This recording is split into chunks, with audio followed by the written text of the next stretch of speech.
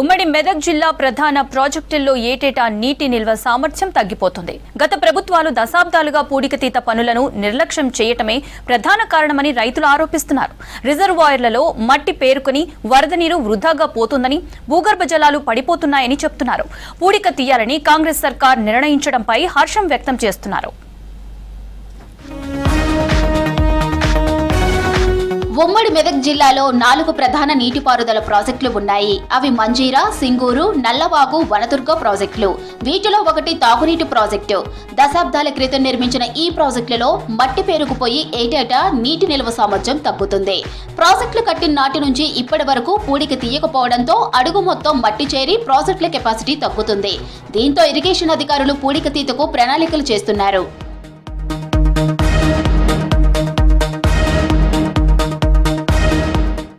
సంగారెడ్డి మండలం కల్పకూరు శివారులో మంజీరా ప్రాజెక్టు ఉంది. దీనిని 1960లో నిర్మించారు. హైదరాబాద్ జంట నగరాలతో పాటు ఉమ్మడి మెదక్ జిల్లాకు ఈ ప్రాజెక్టు నుంచే తాగునీరు అందుతుంది. ప్రాజెక్టు ఎగువ భాగం మొత్తం పిచ్చి మొక్కలతో నిండిపోయింది. రిజర్వాయర్ అడుగు మొత్తం పూడిక పేరుకుపోయింది.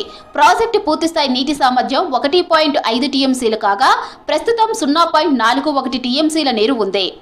ఇంతకుముందు గవర్నమెంట్ 10 సంవత్సరాలు ఎలాంటి పూడికలు కానీ, ఈ వాగుల పూడికలు కానీ, ఈ నీటి పూడికలు కానీ ఏమి తీయలేదు. అలా తీయకపోవడం వల్ల ఎంతో మంది రైతులు పంటలు సరిగా వండక సందర్భాలు ఉన్నాయి. కాబట్టి ఇప్పుడున్న గవర్నమెంట్ దయచేసి ఈ పూడికల పైన దృష్టి పెట్టి డెస్టోరేజ్కి వచ్చింది కాబట్టి పూడికలు తీస్తే అక్కడ నీరు నిల్వ ఉంటుంది. లేదంటే కింది భాగానికి నీరు ప్రవహించుకుని ఆటోమేటిక్గా వెళ్ళిపోతుంది. కాబట్టి ఇక్కడ ఉన్న చాలా ఇబ్బంది అవుతుంది. ఈ నీటి నిల్వను దృష్టిలో పెట్టుకొని ఈ పూడికలు ఎంత తొందరగా అయితే అంత తొందరగా.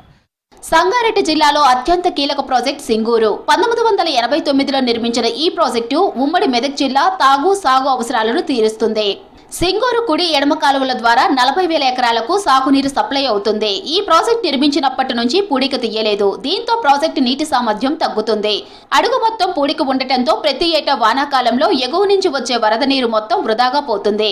ఇక ప్రాజెక్టు పూర్తిస్థాయి నీటి సామర్థ్యం 29.917 టీఎంసీలకు ప్రస్తుతం 29.0 టీఎంసీల నీళ్లు ఉన్నాయి.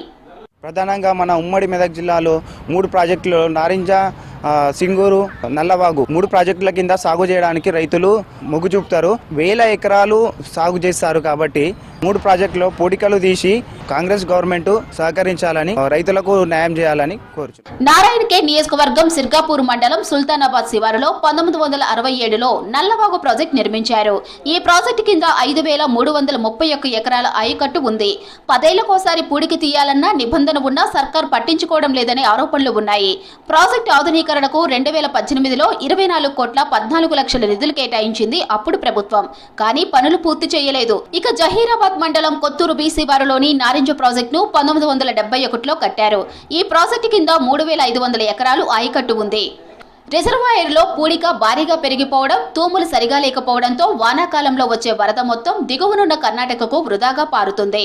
పూడికలు తీసేసి భూగర్భ జలాలలోని వాటర్ను మీరు స్టోరేజ్ చేసేసి అక్కడ నివసిస్తున్న ప్రజలకందరికీ మీరు పంట పొలాలకు వాటర్ ఇచ్చే విధంగా మీరు బడ్జెట్లో స్పెషల్ ఫండ్ పరంగా మీరు అమౌంట్ను కొంచెం డిక్లేర్ చేసి రైతులకు మీరు సపోర్ట్గా ఉండాలని, ఈ ప్రాజెక్టులను మీరు కాపాడితే మీకు రైతులందరూ సపోర్ట్గా ఉంటారని మేము సంగారెడ్డి జిల్లా తరఫున మేము కోరుకుంటున్నాం.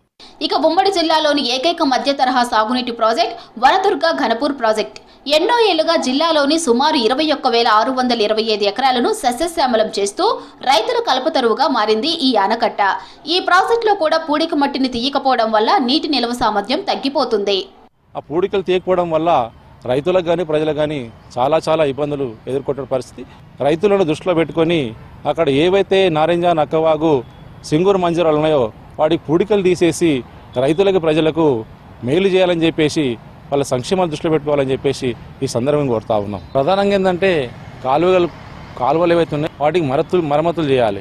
నీటి నిల్వ సామర్థ్యం పెంచేలా ప్రాజెక్టులో పూడిక తీయాలని నిర్ణయించింది సర్కార్. ఎంత మేర పూడిక పేరుకుపోయింది, ఎంత ఖర్చు అవుతుందో వివరాలు సేకరిస్తున్నామని, త్వరలోనే పనులు చేపడతామని చెప్పారు అధికారులు.